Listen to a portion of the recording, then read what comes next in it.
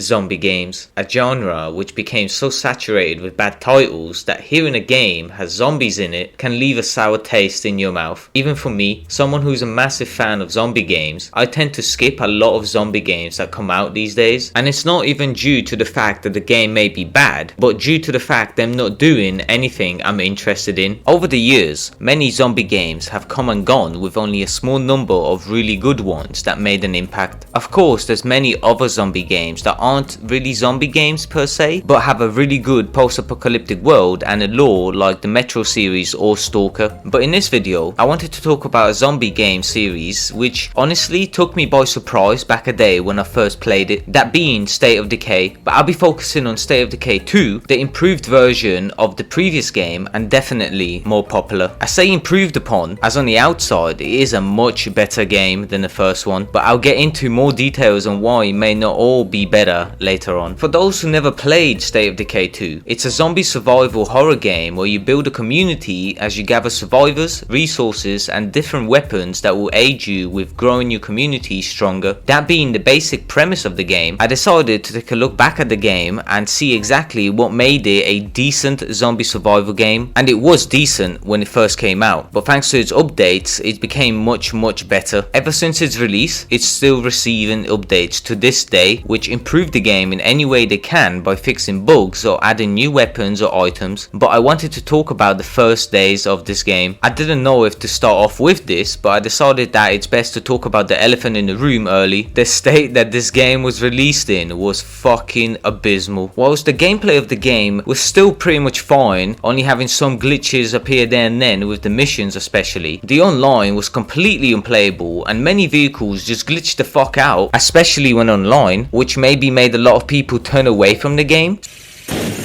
That ain't good. So what happened? Well, now it's becoming more and more clear that Microsoft doesn't know what the fuck they're doing when it comes to quality checking games or how to treat a good studio. No one from the outside really knows what happened with State of Decay 2 in development stages and why it released in a state that it did. But getting back to State of Decay 2, the problems didn't stop at the glitches and matchmaking issues, as modders quickly began adding many broken weapons into the game. And by broken, I mean they shouldn't exist due to being too powerful broken. And although yes, these weapons were actually somewhat fun and a lot of people were probably happy about the fact they didn't need to ever reload again, a lot, if not all, the challenge from the game was basically gone when using them, and it's pretty much felt like you achieved endgame once you had one. Of course you could just not use them if you didn't want to. Now, with the bad side of the game over and done with, we can talk about, oh shit, the story in this game is actually worse than something a group of 5-year-olds would come up with. You may be wondering, it can't be that bad surely, right? But no, I'm serious. Other than having some beginning missions, the side missions and the last 2 or so missions, all you do is destroy the play cards around the map. Yep, that's all. That's your story. You're welcome, gamers. I really did think this was a joke when I finished the game for the first time, but unfortunately this is what passes as a story apparently. Unlike the first game, which actually had a full story, not the best or the longest, sure, but still a story, this is by far the weakest thing in this game if you care about stories in games, which I must say I don't really. But even though I don't fully care about the story in games, I can acknowledge a good story and notice when it's fucking trash. It's clear that they simply ran out of time or something and decided that having a little bit of missions, then making players clear play cards was enough. And well, sort of, it was. If you're playing this game with a story in mind, then like I said, you will most likely be disappointed as there isn't really one there. Luckily, a saving factor for the game is the ability to unlock and travel to a different region. This does give some extra hours into the game for sure, as each region does offer different unique bases and of course more loot that you can find, but mainly this feature allows the players to continue the game forever if you're into that like me. Moving on to some good things about the game. Finally, the overall feel of the game controls is pretty easy to get used to. The melee combat is fun in the game, the dodging is easy to get used to, and there's plenty of different melee weapons to choose from, and it's nice how the bigger ones do feel like they actually have weight behind them. The gun combat in the game is great as well, with many different weapons to find and choose from, and since these are zombies that you are fighting, you do have to make sure to aim for the head to make sure they are dead. You can also sneak around of course, which is very handy on harder difficulties difficulties. There's many different zombies in this game. You have the normal zombies and the special infected zombies. The special infected zombies consist of the screamers, the bloaters, the ferals, and the juggernauts. So at least there's some enemy variation with some human enemies from time to time as well. Of course, State of Decay 2 received many updates since its release, which greatly improved the game by fixing glitches and adding a lot of new items, along with you being able to have a primary gun and a sidearm, as that wasn't a thing before, and I'm sure it will be a feature in the third game. Moving on to the DLCs, if you got the special edition of the game, you would also receive the future DLCs that came out. One was a game mode, and wait, it was a DLC. Whoa, how can that be? Well, it looks like Undead Labs isn't as stupid as Battlestate Games, who think a game mode isn't a DLC. The DLCs we received ain't bad, but it doesn't blow you away either. We got some DLCs with just bonus stuff, but the first main DLC is the Daybreak game mode. This mode is very familiar to any zombie game fan really. You hold off the horde from destroying your base wall and killing the human inside. You receive drops at the end of each round, which you do need to collect to be able to survive longer. You are able to play this mode with 3 other friends or randoms, and the mode does add a lot of new weapons and items which you can then unlock and use in your main game. Overall, the Daybreak DLC is actually a good addition to the game, and you can sink in plenty of hours into this mode before you unlock everything. The other major DLC for State of Decay 2 is the Heartland DLC. Now, yeah, the DLC brought back the map from State of Decay 1, which is a great map in my opinion, but it still failed to deliver any story really. This DLC takes place between the story of State of Decay 1 and 2, but it plays out somewhat like the main game does, except you're in Timber Hill Valley now, and instead of destroying plague hearts, you are now also destroying plague walls. Now, I don't know, this DLC didn't feel that good to me honestly. I liked the map, and again, the new weapons and items. Also, the map can be played in your main save, which is neat, but overall, this DLC did feel very weak, as it felt like the main game all over again, and I feel like if they added a story to the game and not more zombie hotspots to destroy, it would have been better. I know it's a zombie game, but still. Even with that, State of Decay 2 is still, to me, one of the best zombie games you can play today. Sure, there's plenty of other zombie games which are fucking awesome as well, such as Project Zomboid, but State of Decay 2 still provides you with a great experience and even has many difficulties to choose from if you feel like the game is getting too easy. If you never gave this game a chance and you're a zombie fan, then you should play it, as it's honestly a great game as of now. Also, you can join us, the fans, in the way of State of Decay 3, which is going to take forever. Anyways, I hope you enjoyed the video. Please leave a like and subscribe if you did. You stay safe out there destroying those plague hearts, and I'll see you in the next video.